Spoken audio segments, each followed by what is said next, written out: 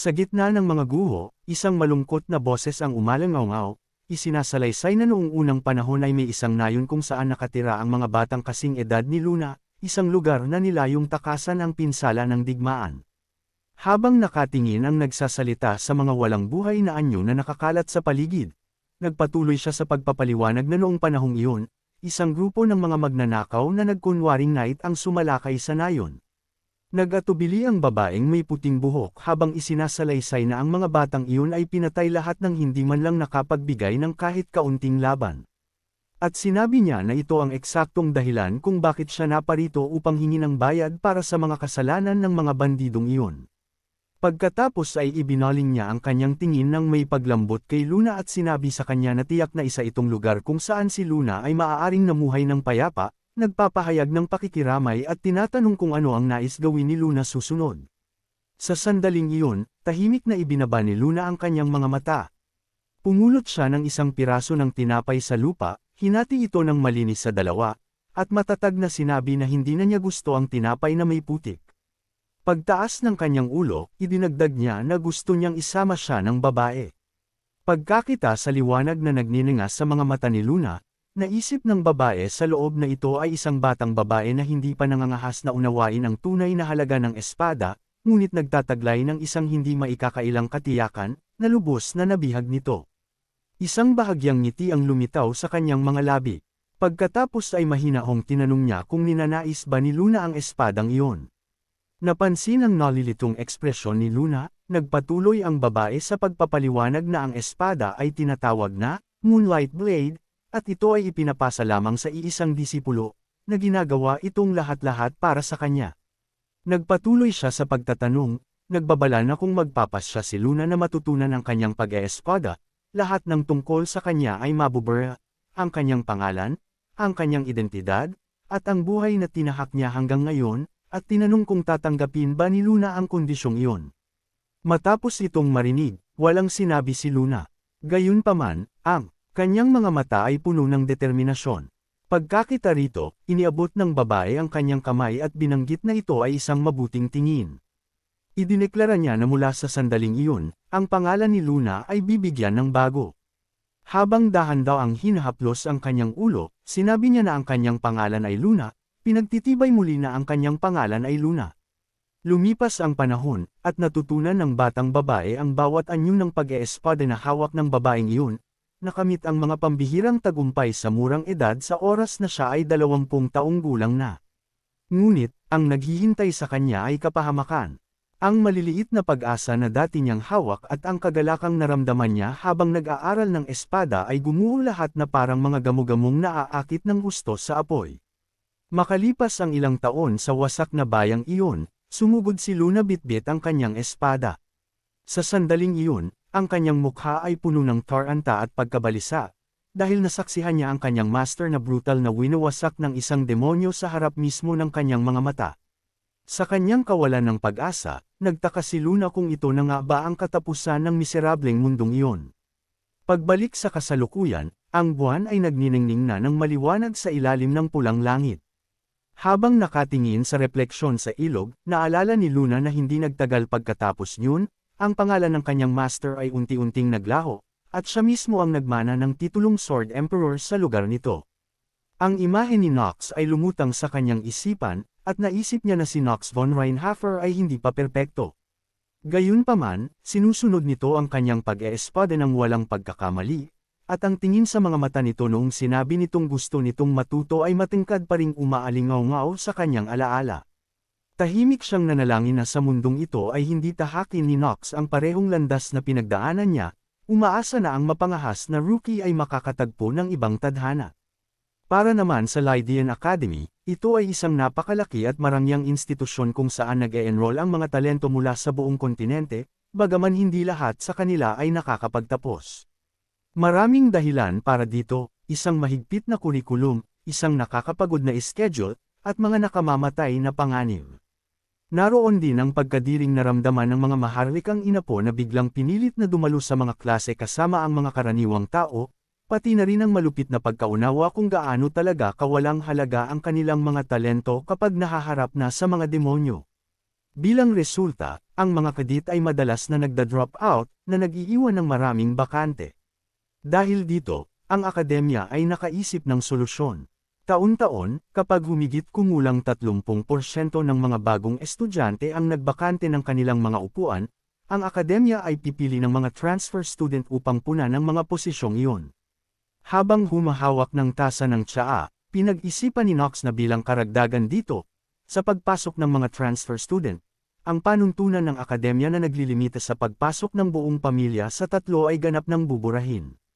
Nangangahulugan ito na ang kambal na Reinhafer, sina Allen at Hartz, ay papasok na sa akademya. Sa pag-alaala sa ugali ni Priscilla, naisip niya na malamang na magdulot ito ng gulo.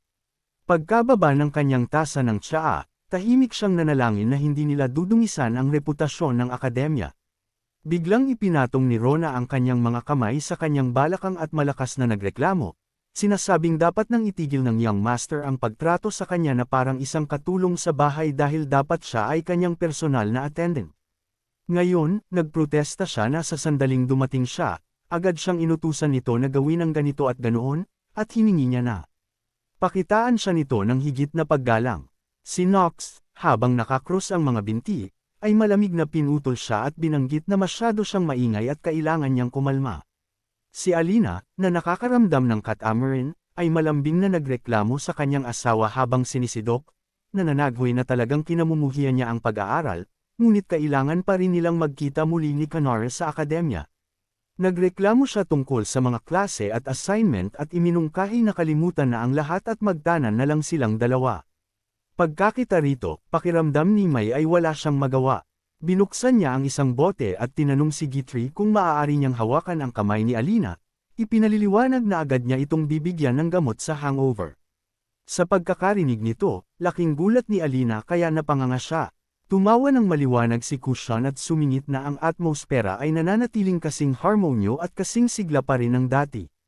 Pagkatapos, humarap siya kay Knox at dinola ito sa pagsasabing gaya ng kasabihan, ang mga mabubuting tao ay likas na nagtitipon sa paligid ng mga mabubuting pinuno at ang pagsisilbi sa young master ang pinakamalaking swerte sa kanyang buhay. Ibinulong ni Knox sa sarili ng walang magawa na ang tinatawag na harmonious atmosphere, ay wala kundi walang kwentang Saturday, dahil ang ingay ay napakatindi na parang kaya siyang patayin nito. Ibinaling niya ang kanyang boses sa isang mapag-utos na tono at inutusan ang lahat na manahimik. Pagkatayo niya, sinabi niya na may dahilan kung bakit niya tinipon silang lahat doon sa Lydian Academy. Nang may malamig na paglayo, inutusan niya sila na mula sa sandaling iyon, ang bawat isa sa kanila ay dapat gampanan ang kani-kanilang papel sa loob ng akademya at suportahan siya ng walang exemption. Ipinahayag ni May ang kanyang kalituhan, tinatanong kung ano ba talaga ang gusto niyang gawin nila. Mahinahong ipinaliwanag ni Knox na sa loob ng akademya, may isang demonyong nagtatago. Isang taong nakipagsabuatan sa isa sa 72 demonyo, itinago ang kanilang tunay na pagkakakilanlan, at nagpakalat ng mga halimaw sa buong lugar. Si Lays, na nabigla, ay nagtanong kung ang pahayag na iyon ay totoo nga. Ibinaba ni Knox ang kanyang ulo at idineklara na balak niyang hanapin ang bawat isa sa kanila at patayin silang lahat. Upang makamit ang layuning iyon, sinabi niya na kailangan nilang maging kanyang paksayon sa loob ng akademya. Habang pinapaliit ang kanyang mga mata, iginiit ni Knox na wala siyang intensyong pilitin silang itaya ang kanilang mga buhay. Kung sino man sa kanila ang nais umatras, hindi niya sila pipigilan dahil ang desisyon ay ganap na sa kanila. Nanahimik si Kusan sandali bago tahimik na sinuri ang sitwasyon. Naisip niya na noong unang panahon, ang 72 high-ranking demons ay ikinulong ni Solomon, at ang pagpatay sa bawat demonyong kumakatawan sa kapahamakan ay isang tagumpay na kahit ang mga maalamat na bayani na ang mga pangalan ay nakaukit sa buong kontinente ay hindi kailanman nagawang makamit. Nang may pagkabalisa, nagtaka siya kung gaano kalayo na ang naplano ng young master na si Knox, at tinanong kung bakit ito voluntaryong kukuha ng isang bagay na napakadelikado. Nag-atubili si Rona bago nagsalita, sinasabing tutol siya sa desisyon nito. Sa loob niya, kinilala niya na wala ng duda na ang pagkamatay ng mistress ang nagpabago sa kanya. Sa pagtitipon ng kanyang determinasyon, idineklara niya na nangako siya sa yumaong mistress na protektahan siya anuman ang mangyari. Nang may kitang-kitang pagkabalisa, inamin niya na ang paghabol sa mga demonyong iyon ay nangangahulugan ng paglabag sa pangakong iyon, at ang paggawa nito ay tila walang pagkakaiba sa panunood sa kanyang master na itapon ang sarili sa bingit ng kamatayan.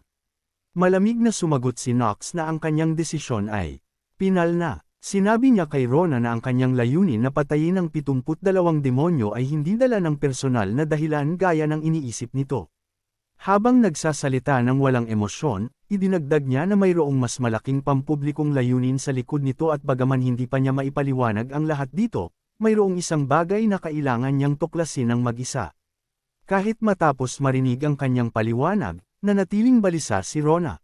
Gayunpaman, nag-atubili siyang sumunod, sinasabing nauunawaan niya ang kanyang mga intensyon at susunod siya rito.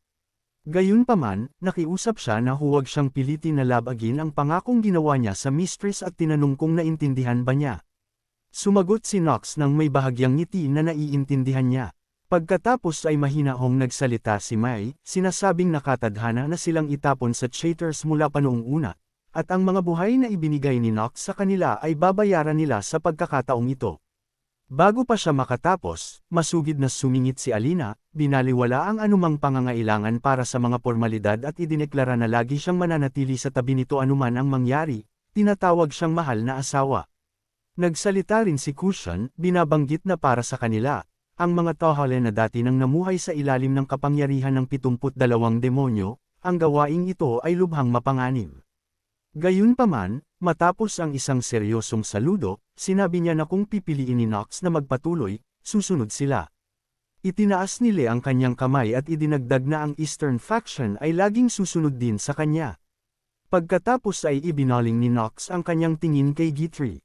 Nagbigay din ito ng formal na saludo at sinabing laging ganoon din ang gagawin niya.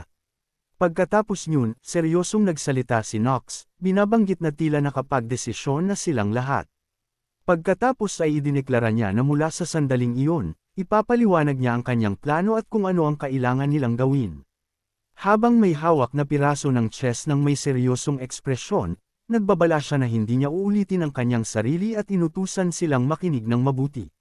Sumagot si Guthrie nang may bahagyang ngiting tila may alam, sinasabing sa ngayon ang grupo ng Tagilin Kingdom ay dapat na italaga na sa kanilang mga dormitoryo. Pagkatapos ay iniulat niya kay Nox na sina Lady Alina at Lady Mai ay umalis para kumuha ng mga materyales na kailangan para sa klase, habang siya mismo ay nakatakdang magsimula ng Prim Servant Training simula sa araw na iyon. Matapos marinig ang lahat, nagpahayag ng pasasalamat si Nox, sinasabi kay Guthrie na pinahahalagahan niya ang sipag nito at inutusan itong bumalik na muna para sa araw na iyon dahil mayroon pa siyang interview na isasagawa kasama si Professor Raz. Pagkakita rito, nagbigay si Guthrie ng formal na saludo at sumagot na naintindihan niya, magalang na tinatawag si Nox bilang Young Master. Maya-maya pa, itinaas ni Nox ang kanyang kamay at kumatok sa pinto ng silid. Itinulak niya itong pabukas at mahinahong inanunsyo na papasok na siya para makita si Professor Raz. Sa mismong sandaling iyon, isang hindi inaasahang boses ang biglang nag-welcome sa kanya bilang estudyante. Pagkakita sa nagsasalita, nanlaki ang mga mata ni Nox sa gulat. Habang nakapatong ang baba sa kanyang kamay, casual na tinanong ni Astrid kung ang dalawa ba nila ay magkakilala na ng gusto, direktang tinatawag siyang Nox von Reinhofer, habang bahagyang nakakunot ang noo. Agad na napagtanto ni Nox na siya ay isa sa 4 na pantas, 4 sages, si Astrid von Kal-Iwood. Isang misteryosong aura ang nagmumula sa kanya habang pinagmamasdan siya nito. Pagkatapos ay binanggit nito nang may kitang-kitang interes na tila kilala na siya nito, at pabirong idinagdag na tila gustong-gusto nito ang kanyang orb. Namuo ang malamig na pawis sa likod ni Nox habang tahimik na iniisip na inaasahan na niyang makakatagpo siya nito balang araw, pero hindi sa ganito kabilis. Habang nahihirapan ng bahagya, ipinaliwanag niya na narinig niya kay Dinoa na ang taong magtuturo sa kanya ay darating na. Sa sandaling iyon, lumitaw ang system interface sa harap niya, nagpapakita ng pangunahing impormasyon na nagpapakilala sa kanya bilang Astrid von Kal-Iwood, isang babaeng Dragon King na hindi alam ang edad at may pangunahing elemento ng flame, apoy.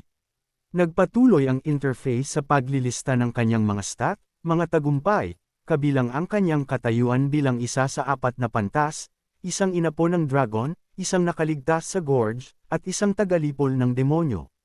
Pagkakita rito, nag-atubiling nagsalita si Raz, inamin na kung alam lang niyang may darating na napaka-importanteng tao, naghanda sana siya ng merienda. Sumunod si Noah ng may tawa, sinasabing hindi rin niya alam na lilito ito ng walang babala. Sumagot si Astrid ng may malinaw na inis, binabaliwala ang mga pormalidad bilang nakakaabala at hindi kailangan. Agad pagkatapos yun, muling lumitaw ang system interface, na nagbubunyag ng kanyang mga trait, alignment, at skill. Matapos basahin ang impormasyon, naisip ni Nox na dahil sa kanyang apathetic trait, si Astrid ay mas prangka at kumikilos ng ganap sa sarili niyang mga tuntunin, hindi katulad ng karamihan sa iba. Napansin niya na tapat ito, matigas ang ulo, at kinamumuhian ang paligoy-ligoy na usapan. Sa pag-aakalang paborable ito, napagpasyahan niya sa sarili na mainam ito para sa kanya, dahil nangangahulugan itong maaari na silang dumiretso sa punto. Maya-maya pa, casual na ginawa ni Astrid ang kanyang unang hiling, sinasabing gusto niyang habarin ni Nox ang kanyang mga damit. Nanigas si Nox sa hindi paniniwala, humihingi ng paglilinaw sa gitna ng matinding kalituhan, habang si Raz ay nag-react ng may gulat, nakabukas ang bibig.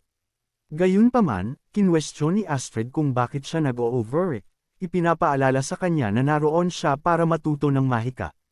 Habang nagngangalit ang mga ngipin, lihim na nagmura si Nox, na pagtatanto na ang pagkatao ni Astrid ay talagang hindi nagbago. Kinilala niya na siya ay halos isang karakter na idinisenyo ng game company para maging isang guro. Sa pag-alaala sa kung anong dating lumitaw sa screen ng computer sa kanyang nakaraang buhay, nahulog siya sa malalim na pag-iisip, nangangatwiran na dahil sa kanyang kakaibang talent awakening ability at napakalakas na kapangyarihang mahika, ginawa niya itong guro ng higit sa isang beses habang nagpapatuloy sa inner lunatic. Si Astrid, na halatang interesado, ay binanggit na ang tingin sa kanyang mga mata, kasama ang orb at lahat ng iba pa, ay nag-iwan sa kanya ng maraming tanong, at hiningi nitong malaman kung paano niya natuklasan ang pag-iral nito. Agad na sumagot si Nox na natuklasan niya ito ng mag-isa. Biglang bumalot ang isang bugzo ng enerhiya sa buhok ni Astrid, at habang ang kanyang anyo ay banayad na nagbabago, casual niyang kinilala na ang sinabi ni Nox ay katotohanan na. Sa pagmamasid sa kanyang malamig na ekspresyon, naisip ni Nox sa loob na ang kakaibang kasanayan ni Astrid. Ang lie detection, pagtukoy ng kasinungalingan, ay ginagawang imposible ang panlilinlang, at kahit na may acting genius trait pa siya, wala itong takas. Habang hinuhubad ang kanyang polo, maingat niyang kinalkala na kailangan niyang iwasan ang pagsisinungaling hanggat maaari at harapin ito ng direkta, na pagtatanto na ang unang kinakailangan upang matuto ng mahika kay Astrid ay ang makuha ang kanyang walang kondisyong tiwala. Nang handa na, nalilitong nagtanong si Nox kung ang kailangan niya lang bang gawin ay tumayo ng tahimik.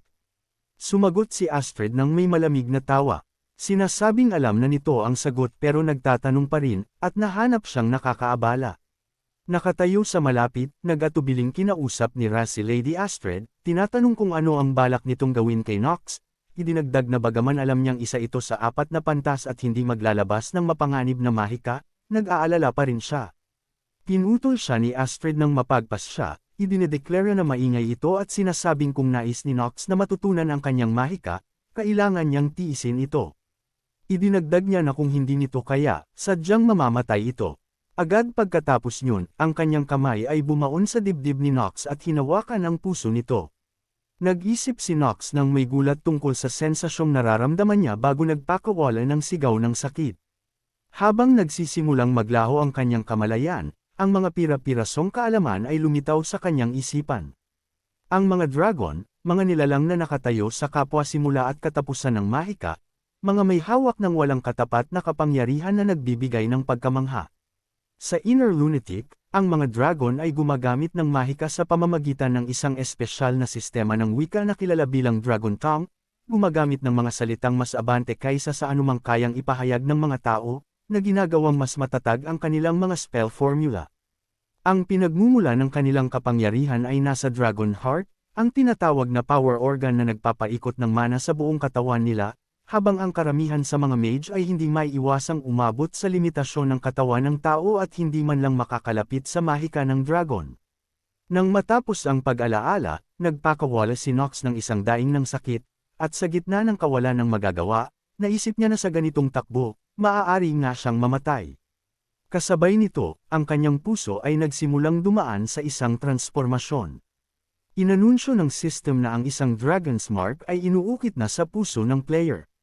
Sa tapat niya, mahinahong nagpatuloy si Astrid sa pagpapadaloy ng enerhiya. Pagkatapos ay nagpakita ang system ng isa pang mensahe na nagsasabing ang integrated item, Dragon Heart, ay naitali na sa player at lahat ng stats ay permanenteng tumaas ng isa. Sa sandaling iyon, isang nakakapapasong bug zone ng enerhiya ang bomb alot sa puso ni Nox. Habang humihingal para sa hangin, natigilan siya habang iniisip na lahat ng kanyang stats ay permanenteng tumaas ng isa, na para sa kanya ay hindi kapanipaniwala. Tunay na kamangha-mangha, ngunit mahirap pa ring ganap na tanggapin. Hindi nagtagal, unti-unting lumabo ang paningin ni Nox. Si Astrid, nakitang-kitang excited, ay binanggit na talagang nakakuha ito ng isang kapaki-pakinabang na bagay at ang resulta ay tunay na kawili-wili. Pagkatapos niyang magsalita, ang katawan ni Nox ay gumiwang at bumagsak. Pagkakita sa kanya na nakahandusay sa sahig, nagmamadaling lumapit si Rash sa takot, apurahang tinatawag si Nox na gumising at magkamalay.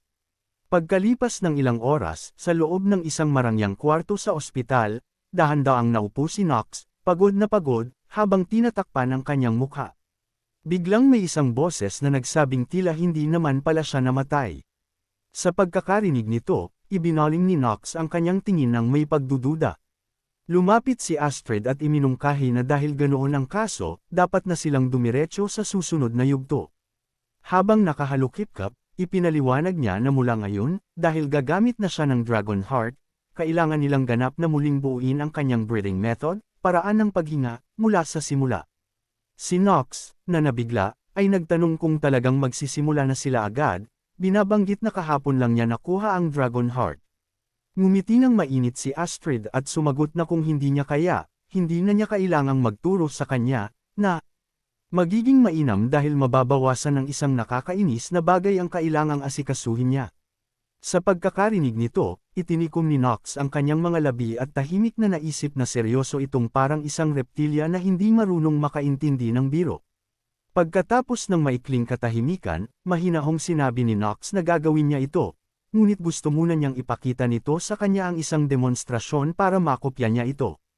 Prangkang nagkomento si Astrid kung gaano siya kawalang hiya at inutusan siyang lumapit. Nang bigla siyang mahayla sa dibdib nito, tumayo doon si Nox ng tulala, nagtataka kung pinapakinig ba siya nito sa tibok ng kanyang puso.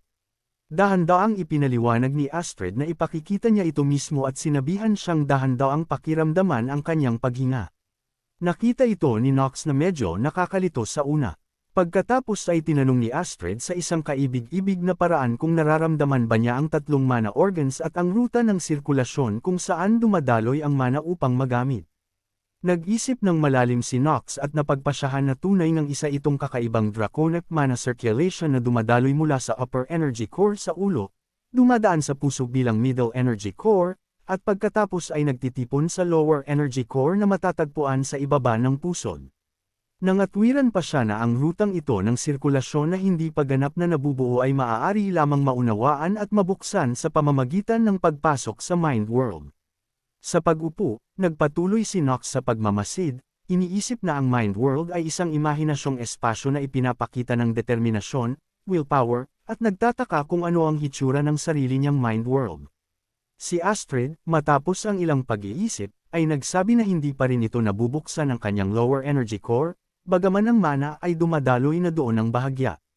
Mahinahong sumagot si Nox na kung bibigyan siya nito ng oras, mabilis niyang master-in ang draconic breathing method, at kung magtagumpay siya, gusto niyang kilalanin siya nito ng tama bilang kanyang estudyante. Nanatiling tahimik si Astrid sandali, ibinababa ang kanyang tingin habang pinag-iisipan ang kanyang mga sinabi. Pagkatapos, nang mapagpas siya, sinabi niya na bagaman nakakainis, wala siyang magagawa dahil hiling niya ito. Gayunpaman, idinagdag niya na mayroong isang bagay na kailangan nitong Ipangako. Habang nakakross ang mga binti, idineklara niya na hinding-hindi ito dapat magsinungaling sa harap niya at kung matutupad nito ang pangakong iyon, ituturing niya itong kanyang estudyante. Sa pagkakarinig nito, sumagot si Nox ng may matatag na determinasyon, sinasabing hinding-hindi siya magsisinungaling dito. Matapos siyang magsalita, Bahagyang nanginig ang kanyang dibdib. Kumunat ang noo ni Nox habang iniisip na wala siyang dahilan para gawin iyon. Inilapat ang kamay sa kanyang dibdib, ngumiti siya ng may kasiyahan, iniisip na ito ang Dragon Heart, ang mismong puso na pinakakailangan niya upang magamit ng maayos ang kanyang mahika at ang kanyang henyo sa pag-eespada. Nangatwiran siya na kung matututunan niya ang Lunar Sword Art ni Luna habang maayos ding gumagamit ng mahika, ang pagligtas hanggang sa huli at paglapit sa katotohanan ay magiging mas madali. Sa kaisipang iyon, hinigpitan ni Nox ang hawak sa kanyang damit at pinag-isipan sa loob na ang katotohanan ay tama. Abangan!